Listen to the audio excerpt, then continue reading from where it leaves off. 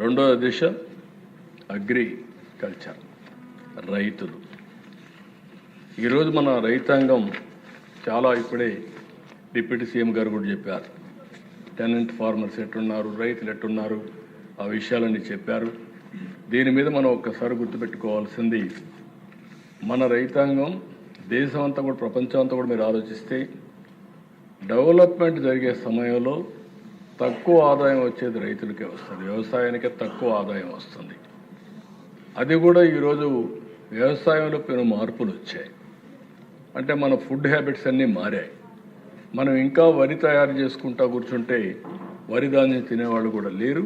అలాంటి సమస్యలు ఉన్నాయి. ప్రపంచం మొత్తం ఇంకొక పక్క ఆలోచిస్తే ఎక్కడికక్కడ కెమికల్ ఫెర్టిలైజర్స్ ఎక్కువ వాడితే అది కూడా వాడే పరిస్థితులు లేరు. ఇలాంటి సమస్యలు వస్తున్నాయి.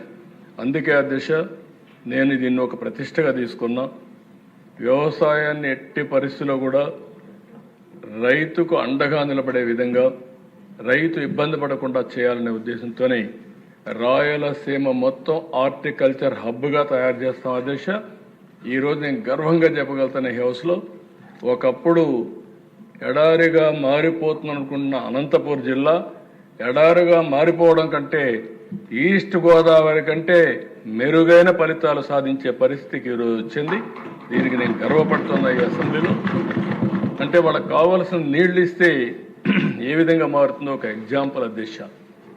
రెండో దిశ, ఈరోజు దేశంలో నెంబర్ 1 హార్టికల్చర్లో మనం ఉన్నాం రాయలసీమ వల్ల. రాబోయే రోజుల్లో ఒక 30,000 కోట్ల రూపాయలు హార్టికల్చర్ మీద ఖర్చు పెట్టి ఇంకొక 70,000 కోట్ల రూపాయలు ప్రైవేట్ ఇన్వెస్ట్మెంట్ తీసుకొచ్చి ప్రపంచంలోని అతిపెద్ద హార్టికల్చర్ హబ్గా రాయలసీమ ఇన్క్లూడింగ్ మార్కాపురం వరకు తయారు చేసే బాధ్యత ఈ ప్రభుత్వం తీసుకుంటామని చెప్పి కూడా మీ ద్వారా ప్రజలకు విజ్ఞప్తి చేస్తున్న దిశ. కేంద్రం కూడా ముందుకు వచ్చారు. నిర్మలా సీతారామన్ సపోర్ట్ చేస్తామన్నారు. ఆ ప్రాజెక్ట్ వస్తే చాలా వరకు మనకు ఒక మంచి బెనిఫిట్ వస్తుంది. రెండోది, ఇప్పటికి మనం 400 లక్షల మెట్రిక్ టన్నులు పళ్ళు పండిస్తున్నాం.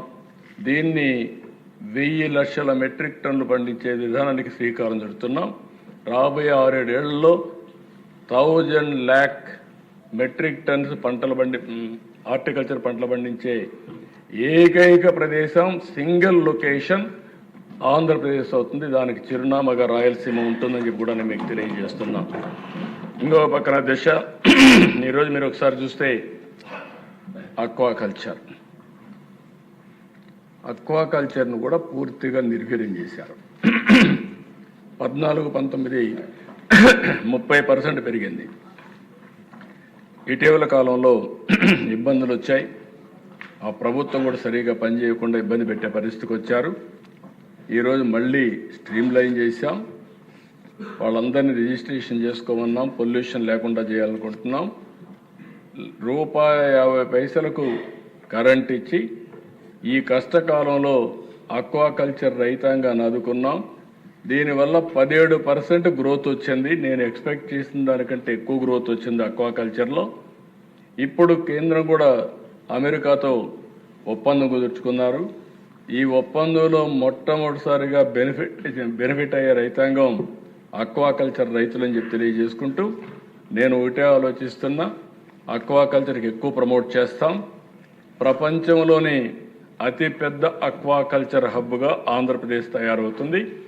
ఈ రెంటి వల్ల రైతాంగానికి చాలా వరకు వెసులుబాటు వస్తుంది. ఇప్పుడే డిప్యూటీ సీఎం గారు చెప్పినట్టు 24 గంటల్లో రైతుల దగ్గర పంట కొని వాళ్ళ అకౌంట్కి డబ్బులు వేసిన ఏకైక ప్రభుత్వం ఈ ప్రభుత్వం అని చెప్పి కూడా నేను మీకు తెలియజేస్తున్నాను.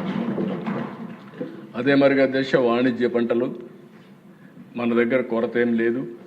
ఈ మధ్య కేంద్రం కూడా కోకోనట్, కోకో, క్యాజునట్, కాఫీ ఈ 4 మీద ఎక్కువ ప్రాధాన్యత పెట్టారు. కొత్త ప్లాంటేషన్ పెట్టుకోవడం, న్యూ వెరైటీస్ తేవడం, దీన్ని లాజికల్గా తీసుకుపోవడం, ఇవన్నీ కూడా తీసుకొచ్చే పరిస్థితికి వచ్చారు. దీనిపైన మనం శ్రద్ధ పెడితే మెరుగైన ఫలితాలు వస్తాయి. ఇంకో పక్క మిరప ఇలాంటి వాణిజ్య పంటలు ఎక్కువ వేస్తున్నారు.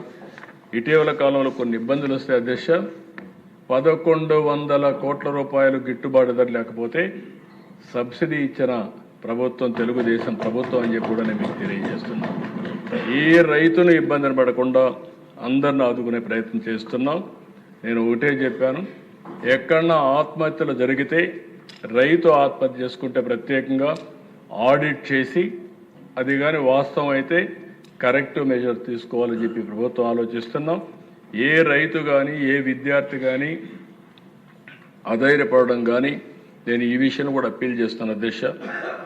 ఒకప్పుడు ఆంధ్రప్రదేశ్లో చాలా తక్కువ ఆత్మహత్యలు ఉండేటివి. ఇటీవల కాలంలో సరైన ఇంటర్వెన్షన్ లేకుండా ఆత్మహత్యలు పెరిగే పరిస్థితికి వచ్చాయి. ఈ ప్రభుత్వం వచ్చిన తర్వాత శ్రద్ధ పెట్టాం, చాలా వరకు గణనీయంగా ఆత్మహత్యలు తగ్గాయి. ఇంకా కూడా దీనిపైన శ్రద్ధ పెడతాం, పూర్తిగా ఆత్మహత్యల్ని నివారిస్తామని చెప్పి కూడా నేను మీకు తెలియజేస్తున్నా.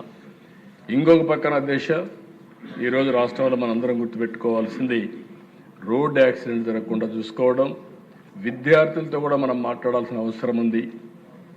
పరీక్షలో అందరికీ సీజన్ కూడా పిల్లలందరికీ విజ్ఞప్తి చేస్తున్నా, స్టూడెంట్స్కి అందరికీ విజ్ఞప్తి చేస్తున్నా, పరీక్షలు రాయాలి, బాగా మనం ప్రిపేర్ అవుతాం.